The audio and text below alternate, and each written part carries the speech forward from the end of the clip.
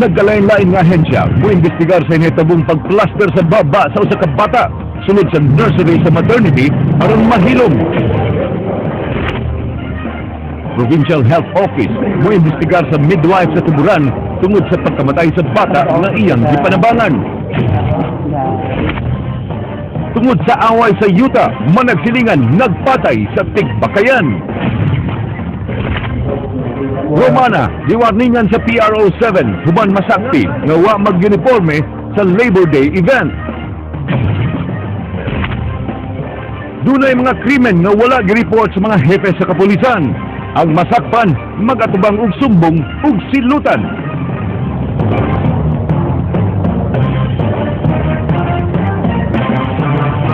Hayo nga pong sugbo o kabisayan.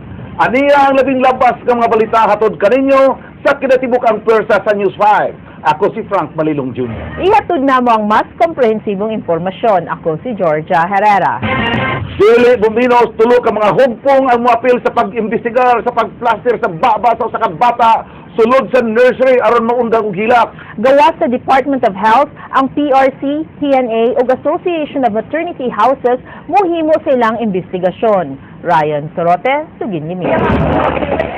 Muimbestigar ang Professional Regulation Commission sa nurse nga may plaster sa baba sa usa ka bata aron hilom. Makaimbestigar mo to proprio investigation ang PRC kung itugod kini sa Board of Nursing. Therefore now, kuan pa man lang gud ni wala pay final complaint nga naabot sa mua, so dili sa mi. We will wait for the final complaint. Giklaro sab sa pamilyang Nubal nga wala sila mamirsonal sa ilang reklamo. Okay, you know, you could do forgive and forget, but you can't really do that. It's just forgive and remember. Matod sa PRC, may himong ma-revoke ang lisensya, masuspenso o i-repriman ang nurse kung mapamatud-an nga doon na kininahimo nga kalapasan. Anda mo sa mughimog investigasyon ng Philippine Nurses Association of Cebu. Nakigalayan na usab ang asosasyon sa maternity hospital alang sa ilang investigasyon. Matod sa PNA Cebu, ang gibuhat sa nurse iyang kaugalingong desisyon o way labot ini ang propesyon. So, I guess, if you're a nurse, and you're bound by that code of ethics, so, di naman siguro na kinahanglan na isusi pagbalik-balik sa atong mga nurses. Matod ni Integrated Provincial Health Office Head Dr. Cynthia Hinsulango, di lakip sa medical practice ang pagplaster sa baba aron mohilom ang bata. Gani, gi-discourage usab ang paggamit og pacifier tungod kay mas dali kini nga makakuha og infeksyon. Ang bata gibilin sa Cebu Maternity House human mataw tungod kay nakasinati kini og infeksyon. Of course not. Absolutely. Wala man yun na siya gamit, no? Better discourage at all, dili kita mo gamit ang mga pacifiers kay it can be a source of infection, kay nahulog, balik ba. Ryan Sorote, News 5. DSWD mideklarar nga usa ka matang sa pag-abuso sa bata ang pagbutang og plaster sa baba. Mubalik sa Ryan Sorote, Sugilimi. Dahil ang mga abuses atong nasugatan sa mga babies, mga bata. No? So, kinisa, usa lang ito sa form nga a form of abuse to the child. Daghan. Matod sa Department of Social Welfare and Development, ang pagplastre sa baba sa usa ka masuso aron mohilom nahisama sa ubang klase sa pag-abuso sama sa batang gipanglabay ug kadtong suway nga gipabort. Base sa talaan sa DSWD, kini ang labing unang kaso sa pag-abuso sud sa medical facility karong tuiga nga napublikar. Apan gibutyag sa buhatan nga doon na pay laing klase og insidente sa pag-abuso nga nitabo sud sa mga birthing centers ug mga ospital nga walang na-report. Abuses within the facilities, dili lang sa naghisgot o kanya siyang hospital. It can be in the child caring facility, mahitabo po. That's more on the physical or the verbal. We don't have so much sleep, and thanks to the media knocking on our doors at 8 o'clock in the morning, it's okay. And the social network is also keeping us awake late at night. Matod ni Nuval, gipatawag sila sa pamunuan sa maternity hospital uban sa mga sato sa board of directors ni ini alang sa pagpakisayod kabahin sa ilang reklamo. Alang kanila, natagbaw sila sa gipakita sa pamunuan sa paghimog investigasyon. You know, you could do forgive and forget, but you can't really do that. It's just forgive and remember. Ang bata, ikatakda na nga makagawas na karong hapon gikan sa maternity hospital. He's actually very well taken care of, just like a baby. No more tape. or red tape, you know, if it was politics. Ryan Sorote, News 5. Samtang usa kalinain nga investigasyon gihimo sa Provincial Health Office sa reklamo batok sa saka midwife sa Tuburan. Magtiayon ni pasangil nga dili maayo ang pumaagi nga gihimo sa midwife diyang gibugso ang ilang anak kinungdan nga namatay kini. King Teres ug Ginlimi. Naghimo karon ng IPHO kon Integrated Provincial Health Office og parallel investigation sa matayon sa masuso dihang gihumugso dito sa Tuburan. Nakuha na sa IPHO ang duha ka habig sa maong reklamo human sa pagbisita sa mga sakop sa Technical Working Group nga gimugna ni IPHO Head Dr. Cynthia Hinoso Langgo.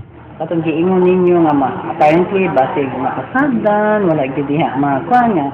Naman tingnan ngayon nga nagtan-aw og TV, inana, so na-piece na nato, more or less. We're taking everything into consideration. Everything has been recorded kung sa gyud ang surrounding circumstances adto.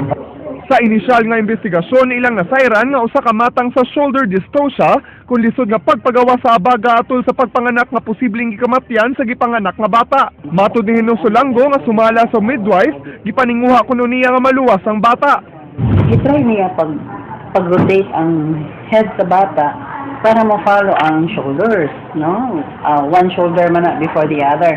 Ma-follow naman na siya mag-slide, no? Birahon na mo gamay and then no? To deliver and then the rest of the shoulder.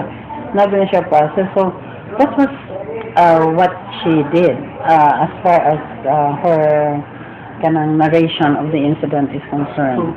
Padayon paghihapon nga gipatrabaho si Florenda Ceniza, ang midwife sa Tuburan Rural Health Unit, samtang mokonsulta pa sila sa mga eksperto kung doon na ba'y kasaypanan o tulubago ng midwife sa kamatayon sa bata. Kanang she's still working, no? Dili man tula pa man tay formal jud na result na ikuanan na kung sa atong suggestion. So apuhan sa nanganak nga si Jose Masayon unang midangop sa TV5, dihang namatay ang gianak sa iyang apo nga si Mary Paglinawan. King Perez, News 5.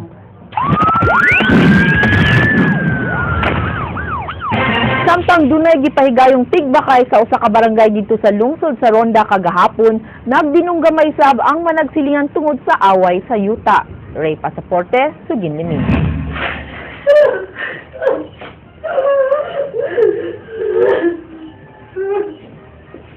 Naghinilakay sulod sa punerarya kining tulo ka mga anak samtang nagsudong sa patayng lawas sa ilang amahan nga si Pukong.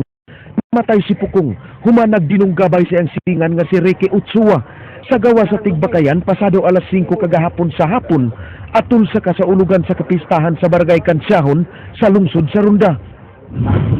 kaning duha ana sila intent nga mag-abot sila atay sila dagkot sila ni sa duha bali nag-abot sila dito nga lugar mao to ga linayugay na yun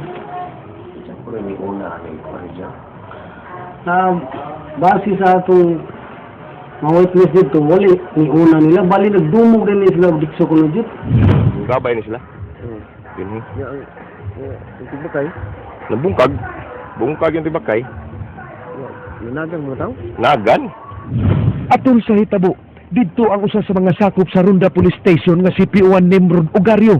Kinsa may pasalba apan wa kuno mo patuo si Pukong nga nagkupot og kutsilyo hinungdan nga gipusil kini niya sa paa.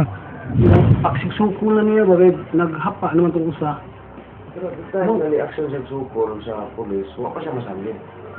Samda na gitong usa bayaan naman niya. Ito stop gagawin mo to tirahan siya sa atong tao sa taa. Ato brother, wala jadi wa guni fokus sa papa ko si defense ra gud niya kasi siya magdinungga. Asus wala ay kay ako di na pa pulis ni chip ayo chip ay lang sila chip ako ko na chip ana ko na niya padayunan. Gidala pa ang duha sa tambalanan sa Barili apan dead on arrival si Pukong samtang girefer si Utsua sa Vicente Soto Memorial Medical Center apan nakabsan kini sa iyang kinabuhi pag-abot sa maong tambalanan. Away sa yuta maoy usa sa hinungdan sa pagdinunggabay nila ni Pukong og Utseya. Away din nila yuta siguro kaya kanila ha. Dugay na. dili na sa yuta ba daghan po ni silang kaso yun ni sila gud na sila kaso samot na karon na sila kaso nahiring sila sa ultimana. Ray Pasaporte, News 5.